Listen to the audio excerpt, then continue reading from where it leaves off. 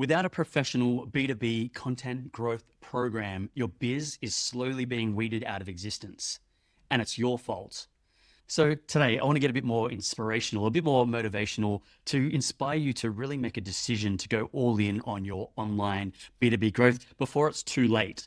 So it doesn't necessarily need to be with my agency, but you do need to invest some serious time and some serious budget on this ASAP before it's too late. So slowly weeded out of existence. That's a pretty harsh term, right? Pretty harsh way of putting it. And I'm a growth agency owner, so I guess I'd be a little bit biased. So we definitely won't take my word for it. I want you to think about the leaders in your space or the competitors that are the fiercest or the ones that you lose deals to.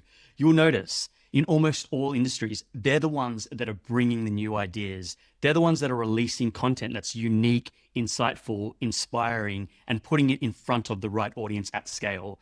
Their content is professional. You'll notice that they're not getting a junior level intern to create ChatGPT content and just put anything on the feed. They're doing this properly with insights that you can't get anywhere else. They're the ones that are moving your industry forward. Now, if you're not doing that, can you imagine the leads that you're attracting in your marketing? They're being educated, inspired, and motivated by your competitors' content. And then with your sales cycle, you can imagine while they're in that long 3 to 12 month plus B2B sales cycle with you, they're also learning from your competitors, learning about their differentiators and their way of thinking. And then what about your poor delivery team? As they're trying to deliver to customers, your customers are learning from your competitors who have cared enough to deliver insights and education to their audience. So that's really important for you to keep in mind. And let me just be direct with you. It's your fault. You needed to make a powerful decision 2 years ago to go all in on your content marketing, but that's fine. Most businesses in every space were a little bit late to that party, but now you've got to make a decision. Are you going to catch up, or are you going to just allow this to keep happening every day? I want to go a little bit deeper. Let's talk about your marketing, your sales, your delivery, and how they are affected by content marketing. So marketing and lead generation. If you're only running like a simple lead generation program, then maybe you're attracting leads. But you can imagine the social media algorithms are so good these days that as soon as anyone expresses an interest in your service, they start seeing the marketing of your competitors. And if your competitors have actually cared about content marketing, it means that those leads are being educated, inspired, and motivated by your competitors' content. So by the time they get to your sales team, they become a sort of a cold lead for you. Maybe they've been tricked with an ad to click, and maybe they thought that your service was interesting for them, so they quickly signed the contact form. But your competitors have educated them with long form thought leadership, with videos, with understanding about what's different about their service, that sort of thing. So for you, it's a cold lead that's difficult to get a hold of and very difficult to close. Whereas for your competitors, it becomes a qualified prospect that knows them, likes them, and trusts them. So that now starts to get really tough for your sales team. They struggle to get them on the phone. And even when they do get them on the phone, it's difficult for them to win that sales cycle unless you're significantly cheaper than the competition or unless you've got an absolute sharks of sales team. Okay. Let's keep going. What about your sales process? So the B2B sales cycle, anywhere from 3 months to 12 months plus. So when your competitors have a great content marketing program, you can imagine everyone in your sales cycle is being educated by their content, being inspired by their content, being indoctrinated into their differentiators and their way of thinking. Now, practically every prospect will compare you with at least a couple of other proposals, most likely the ones that they're seeing often, which are going to be the good content marketers, right? So you make it really difficult for your sales team to close that deal unless you're the cheapest or unless there's no other competitors. Otherwise, why wouldn't they choose the competitors that they're learning more from, where they're seeing the sales team on the newsfeed every day? They're being reminded every day about why that opposing sales team is different. It goes further with sales as well. Imagine how much extra energy your sales team has to exert to explain your service and why you're different from scratch to every new sales lead. Whereas if you have content marketing running consistently, let's say you have 100 great pieces of content, those are like 100 digital ambassadors consistently nurturing that audience, helping your sales team get to that closed one.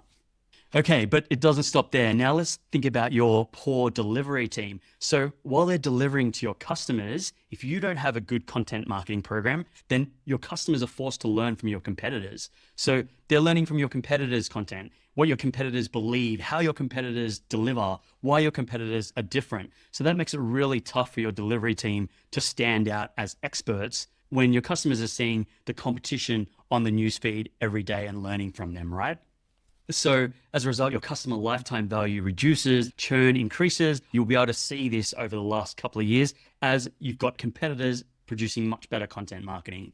And the truth is, your customers should feel that way because your competitors have cared enough to put their insights and put their thinking on the newsfeed in exact ways that the customers want to learn. So your competitors care more about the customers. They're giving significantly more value than your delivery team possibly could, just because they've got an army of digital ambassadors always educating and inspiring that audience. Hopefully I've given you a bit of motivation there to really think about this and to really get this handled. So how high is the bar for professional content marketing?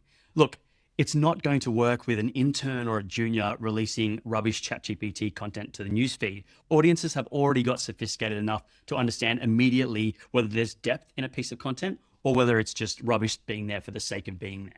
Your audience can ask ChatGPT themselves, and they already are doing that. They're going to be doing that more and more. So your content needs to be wisdom that comes from your SMEs, your subject matter experts. And generally, it's got to be things that your audience can't learn easily from the competition or can't learn from ChatGPT. So it needs to be experiential insights based on their work with customers. So what are they seeing with the current customers? What are they learning? Teach that to your broader audience. That's valuable content. They can't get that anywhere else. It's very unique. In most industries, if you're doing that, then you'll be the market leader because not many people have gotten onto this yet. Okay, so how the hell can you catch up with the market leaders in your space? So it really depends. Look, if you don't have budget, then you're not going to be able to hire an expert agency. That's fine. Everyone starts from somewhere. So in that case, you need to go all in now. Invest your time, invest your budget, learn how to create great content. You can join a mastermind. You can take training programs, for example. You can have your team go all in on learning as fast as possible. But the key is you need to be creating content. You'll probably need to create a good 100 pieces of content before you start understanding what type of content creates real results, how to actually distribute that content, and how to create in a way that your audience loves, but also repels the type of audience that can't afford your service or is not sophisticated enough for your work.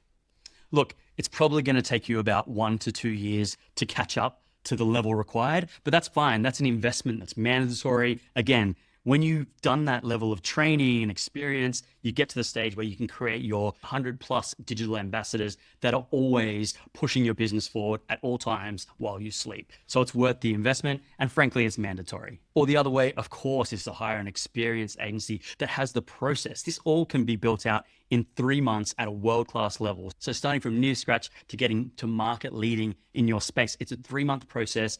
If you've got an experienced practitioner that knows what they're doing, that doesn't have to do all the experiments, that's able to create at scale and has access to the right experts. Either way, my key motivation in this video is just to inspire you to get started. It has to be done. We're in the age of content. Your competitors are already doing this. Your business is eroding day by day. You've got to make a powerful decision and make it happen. I hope that helps.